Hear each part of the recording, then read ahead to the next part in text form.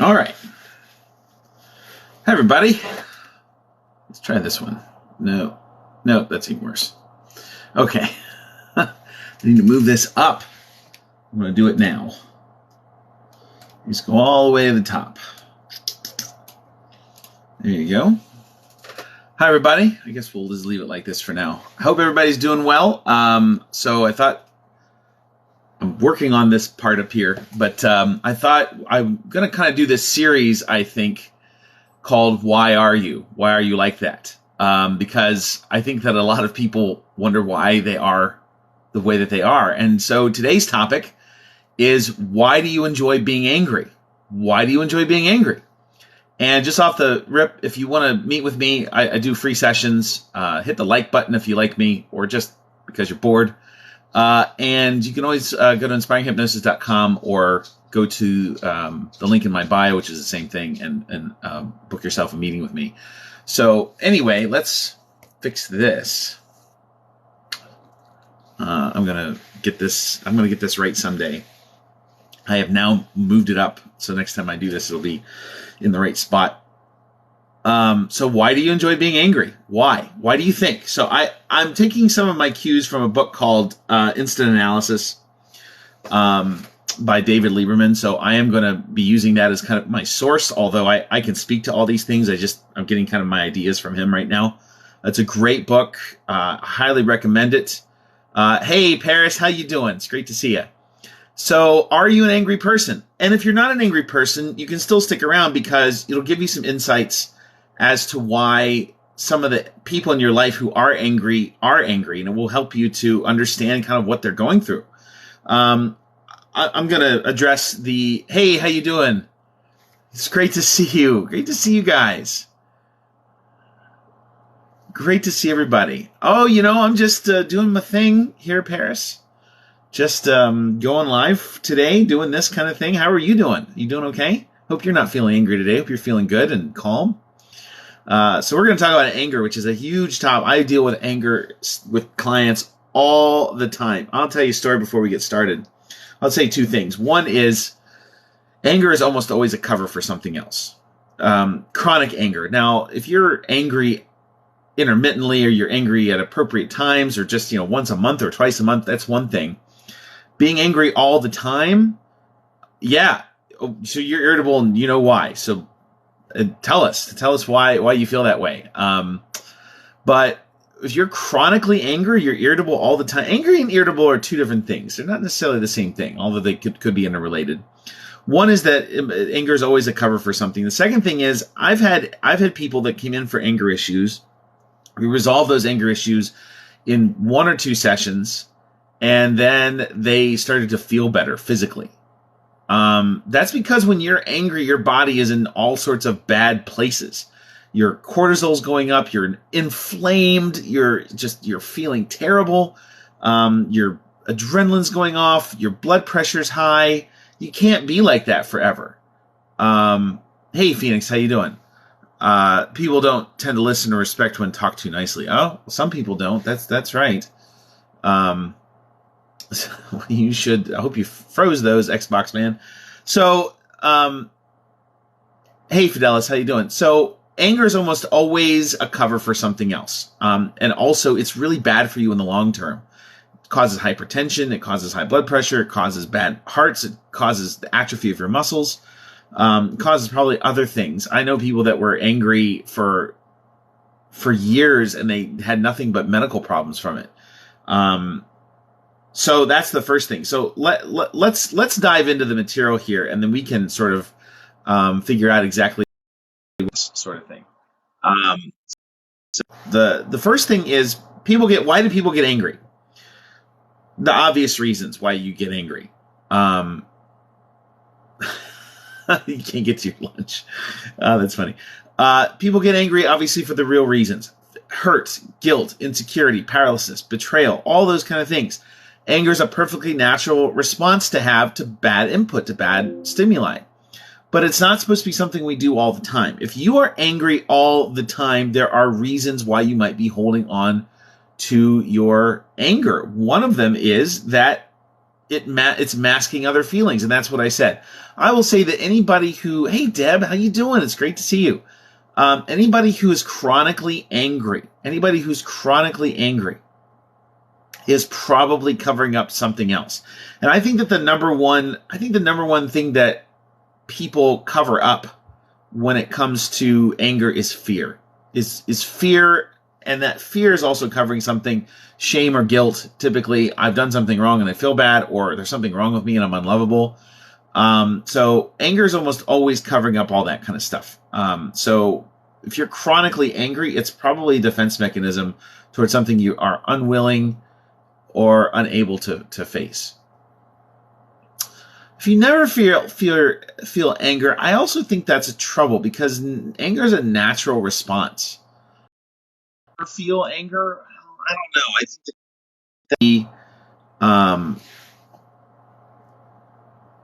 I think the lack of anger, you need, if you're not angry about something, or something doesn't anger you at some point, well, are you being honest with yourself there? Because everybody gets angry. Everybody. I mean, if you're a religious person, even Jesus got angry. So, I mean, everybody gets a little bit of irritability or anger or something like that from time to time. So here's an, you don't know how to identify what it is to feel angry. I think that's interesting. I don't know what to tell you about that. I've never met anybody that couldn't get angry, and I've known plenty of people in my lifetime. But if that's something it takes me a long time to get angry too now. So I totally understand that. However, there are times in which I still get upset and angry. And maybe you were taught, I mean, I don't know, Fidelis, it could be something like this, but a lot of people were taught that anger is a sin. A lot of people were taught that anger is not something that's right for you to do. So it's not, I don't know what your history is there, but some people were taught that anger is not right, when anger is perfectly fine. If you are feeling angry, you should engage in that. Now, if you're not allowed to feel angry or something, anger is a natural emotion. It's one of the big ones too that a lot of people get at least once or twice a year. That's probably where I'm at right now. I get angry about once or twice a year, maybe a little bit more than that, but not so much. I'm a pretty laid back guy. There are ways to get me angry though. Oh, well, that's fine. You know, happy and calm childhood. Anger and frustration are not the same thing. Frustration, there can be related. You can be frustration. I don't think it's necessarily the same thing. I can be frustrated at something and not angry. In fact, there are times I'll say this: I can be frustrated at something. And frustration and confusion are a little closer together, but I think there can be some dovetail into anger as well. But oftentimes when I'm frustrated at something, it's often because I'm confused or don't understand, and I'll start laughing. I'll actually have the opposite reaction. I'll start laughing at something that's frustrating me. Now, that's me personally. I don't necessarily go into anger or anything like that, but I do think it's kind of interesting that happens. But I can be frustrated with somebody and not angry at them. I can be upset and not angry. But, I mean, how does it look or feel? I think you have to answer that question, Fidelis. How do you think it feels? I mean, you feel that it's a very aggressive emotion. It's a very empowering emotion for people sometimes. It feels like a lot. It feels like a volcano. I don't know how to put it into perspective. I know what it feels like when I'm angry. Maybe, yeah, they can be related, Rasmusnik. Absolutely. Frustration can be disempowering. Absolutely. I'm not ruling that out. I just don't think they're the same thing. I think they can be related, but not the same thing. I think you can be frustrated and not angry, although oftentimes the two go together, because you're right. Frustration is also a sign of powerlessness there. So that's the next one. So that's emotional voice. So let's get back to the empowering yourself one, because I think that's number 5. Lieberman says here, there may be an emotional void, number 2. So number 1 is anger is a powerful emotion and serves as a mask for other feelings. Number 2, there may be an emotional void. Anger allows you to feel something and to feel alive. Because it's such a powerful emotion. Anger may be the only emotion that you can feel that is manifested and maintained to fill this void. There are, I don't believe in controlling emotions. Paris, that is a super awesome question. I do not believe in controlling emotions. I do not believe emotions can be controlled. I do not believe that. Here's what you have to do with emotions. And this is another maybe topic altogether, but when you emotions are like the gas gauge in your car. Okay, emotions are like the gas gauge in your car. Your gas gauge says E or F. F, full or empty, right? You can't get mad at the gas gauge because it's just telling you something that's going on underneath the surface. And that gas gauge is just serving your emotions are doing the same thing. They're simply indicators. So what emotions need are to be paid attention to. Negative emotions tend to mean you're not getting something that you need. Positive emotions, yeah, exactly. Positive emotions are telling you that you're getting something that you need. It's the difference between F and E in your gas tank, right? And it's not doing anything but telling you something. So what it's indicating is whether you need gas in your tank or not. What emotions are indicating is whether or not you are getting something that you need or want, probably need. And it's really important for you to understand that emotions can't be controlled, but they can be acknowledged. And when they are acknowledged, they tend to cut the negative in half and double the positive. Now, I'm not coming up with that. That is a Marshall Rosenberg. So, and some people, that's the only emotion they're allowed to feel. Perhaps that's what they were brought up with, a parent that was angry all the time. Maybe that was the only emotion that they feel is appropriate, the only one that protects them. People get chronically angry, are doing it to protect themselves because they feel small, which is, of course, covering fear, covering shame, covering guilt. So that's one. Number 3, anger may offer you a sense of identity. Angry wasn't angry one of the 7 dwarfs? Grumpy. He was grumpy, not angry. But I mean, there's always people out there that anger is like, oh, that's the angry guy. That's who that is. And we even like characters in movies like that sometimes. So anger may be something of an identity. It may give you something to believe in, something to stand for. Anger gives you something to feel and generates a passion. I mean, there is passion. I tell you what, anger is something that can change the world. It's not easy to do, but it can. And sometimes you need to tap into your anger, like the Incredible Hulk, so to speak. And that gives you that ability to do what the Incredible Hulk does, like in the first Avengers movie, where, he says, I'm always angry. And he turns into the Hulk and starts kicking some butt. You may believe that you need, number 4, you may believe that you need anger and a feeling of being fed up to give you the impetus to take action and make changes in your life. You need to hit rock bottom before you can turn things around. You want to generate enough pain in order to motivate yourself to change your life. So, anger, like I said, may be the thing that actually catapults you forward into making a change. I mean, I know that I have been angry enough to walk away from situations, to walk into situations, to make a change in my life, to make a change to a system. So anger can be that spark that makes the powder keg go off and something change. Number 5, Lieberman says it's the only way, and I don't think that these are exhaustive, and I think that my personal opinion is anger. Chronic anger is always a cover. Chronic anger is always a cover for something else. It's the only way you feel people will listen to you or respect you. I think that that's a big one, too, for chronically angry people, that's the only way that they feel like they can get heard.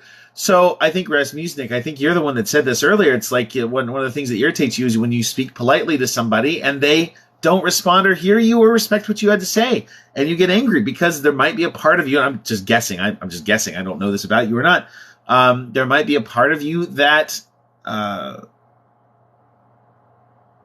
feels the way that the way that you're heard. Oh my gosh, Paris.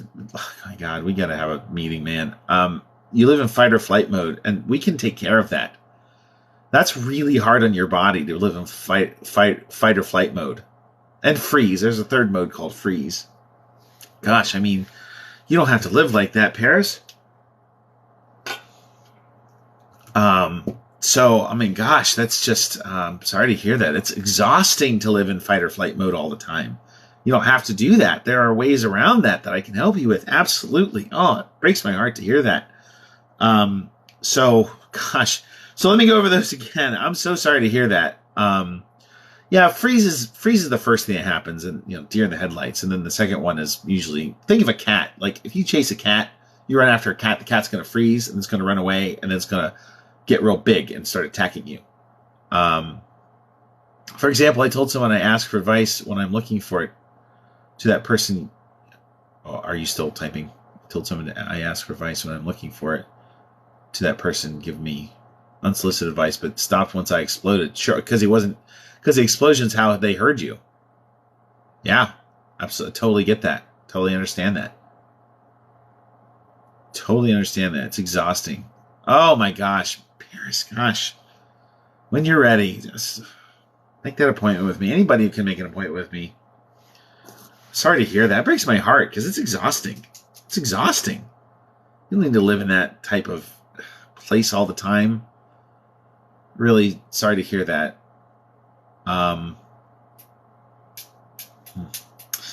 Anyway, we can do our work offline if we want to do a private session. I'm happy to see you. And anybody that hasn't had a session with me yet has a private session. Some of you have sessions left with me, so you're welcome to make an appointment with that too.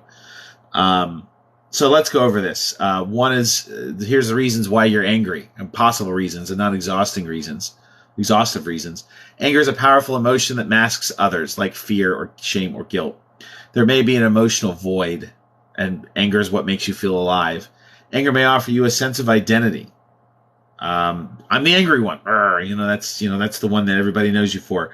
You may believe that your anger may actually serve as a way to get from where you are to where you want to be, as a way of creating change, and to motivate you.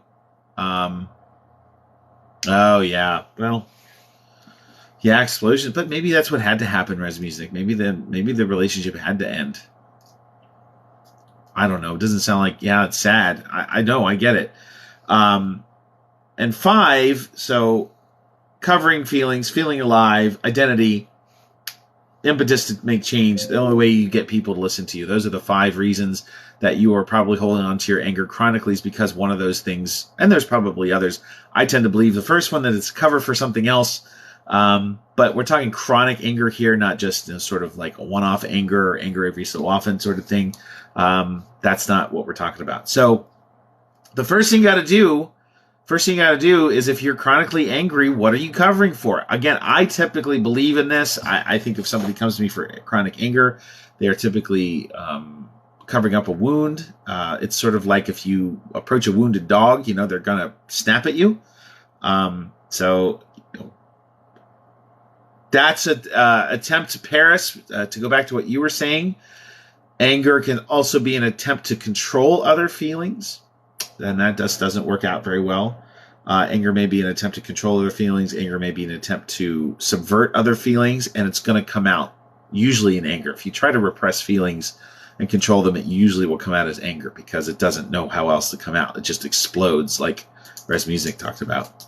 Find excitement another way. If anger is exciting for you and it's screwing up your life, go put on a parachute and jump out of a plane or something, just maybe you should find some other way to redirect that energy. I think that's a really good way to do it. Again, these are kind of suggestions that Lieberman's making in his book.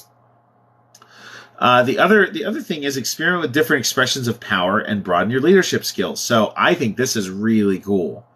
Again, this is David Lieberman's book, Instant Analysis. It's just kind of where I'm taking my topics from these days for these lives. I wanted to do a little bit more organized live. And I think that's I never thought of that. If you're feeling angry because you're not being heard in Res Music, we can do that, Paris. And also we can work on that together. I think those are things I can help you to do. You got to know what happiness is. Happiness is, there's a book called Flow that is the psychology of happiness. It's one of my favorite books. We got a lot to talk about when you're ready. You know the address. I love the idea of learning how to express power, how to communicate better, how to be heard, how to feel yourself to be important. When you feel yourself to be important, what you are going to communicate will come across as being more important as well. Now, there are always people that ignore you and do all these things, but I'm a very good communicator, and that's because I have practiced, I've learned, I read about communication all the time. When I speak, usually people listen, and if they don't listen, I will come back and get their attention. I know how to do it. I know how to maintain it. A little harder here on TikTok when people are scrolling by and I have to compete with the girl that's dancing on her bed. But, but people that want to get better, that's the folks that come to my lives here. So, learn how to express your strength and even take on leadership positions. When you are a leader, you get serotonin. You get dopamine. You get all sorts of great things that happen that allow you to feel better, and that you don't have to have a good leader doesn't have to get angry. Now, on occasion you do. One of the things I always noticed when I was doing plays is that right before the dress rehearsal, usually a couple days before the dress rehearsal, the director always got angry every time I did a play. Even when I was the director, I did it. And I did it deliberately because you want to snap people back into place. I don't enjoy being angry either, Tumblr. But sometimes it's necessary. And whenever a director exploded at us, happened to marching band too, we all of a sudden got in line. There are uses, there are contexts, there are places in which anger is absolutely and completely and totally applicable and appropriate. So let me say that again. There are times in which anger is appropriate, but chronic anger all the time, if you're feeling that, it's probably very unhealthy. And I can tell you that I have a client where, we dealt with the anger and his back pain went away the next couple of days. So it does work. It does really, really work on people, and it's worked on me too. I was never really an angry guy. I think that the next level above anger tends to be addiction. People that can't handle their anger tend to get addicted to things because what they're doing in the addiction is they're self-soothing and they're calming themselves down because they don't know how to actually address their anger. So this is why a lot of people that are in recovery and addicts and things have anger. That's why there's a reason why narcissists have anger, or people with narcissistic tendencies, because under the surface, narcissists don't actually like themselves very much. And so when you scratch the surface, anger is the first thing because it's a protective mechanism. And that's anybody who's wounded, anybody who's unhealthy. I'm very careful about who I call a narcissist because once you call them that, you lose room for redemption in that whole thing. You lose room for redemption. So I just think that's a really important thing to keep in mind, is labeling people tends to pigeonhole them and keep them out of the ability to come back. So what do you guys think? Whether you are dealing, sometimes I'm afraid when I'm angry because one wrong decision can alter your life. Yeah, it can. So what do you do when you're angry? If you're angry in the moment, one of the things you can do is to regroup and breathe in for a couple of minutes and walk out of the room. If you're angry by yourself, you can self-soothe. You can do some breathing. Breathe in for 7 seconds, hold, breathe out for 11 seconds. Do 2 quick breaths in and 1 long breath out. Like that.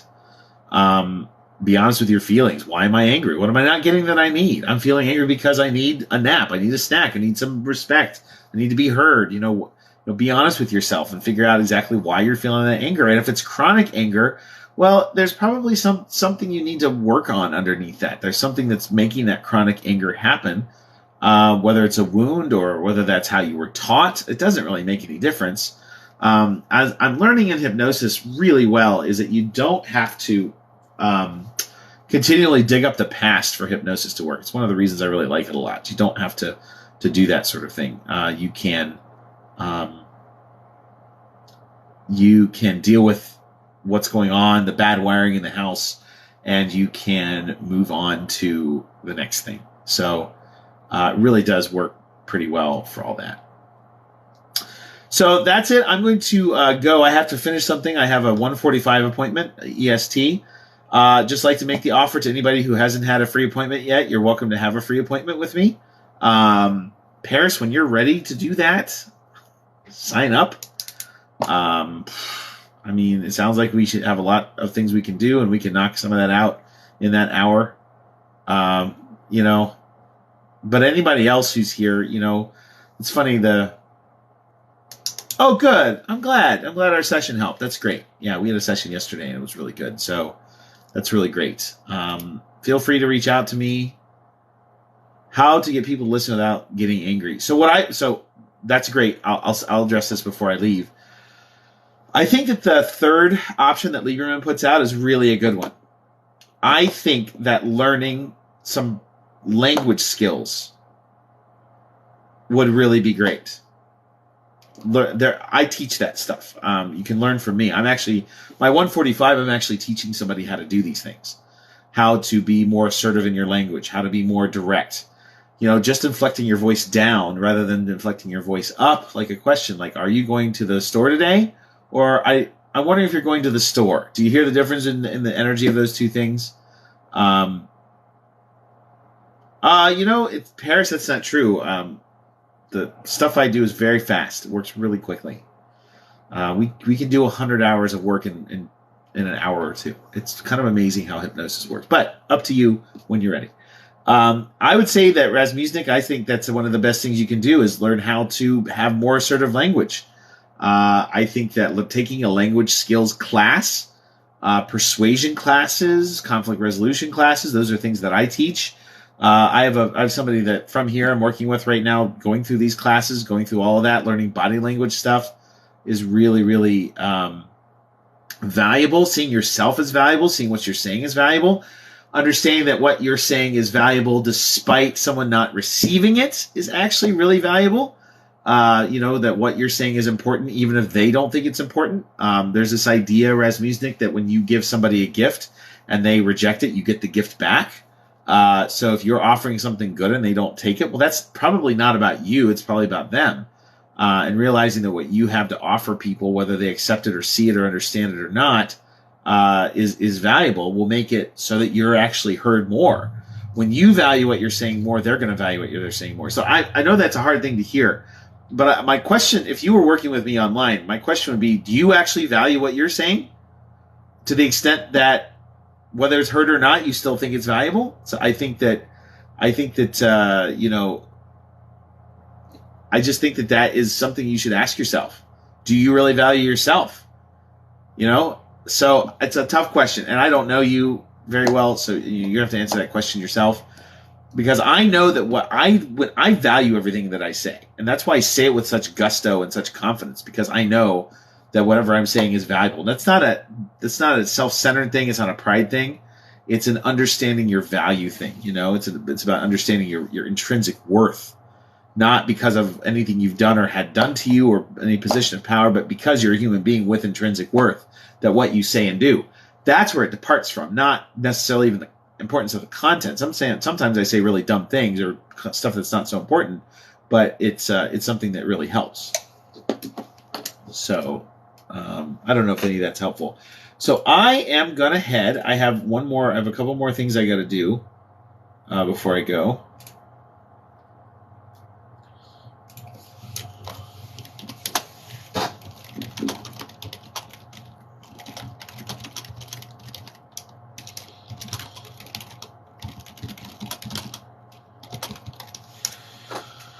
All right, everybody. I hope you have a great day. Schedule that appointment if you haven't had one yet, and I will see you next time. All right? Have a great day.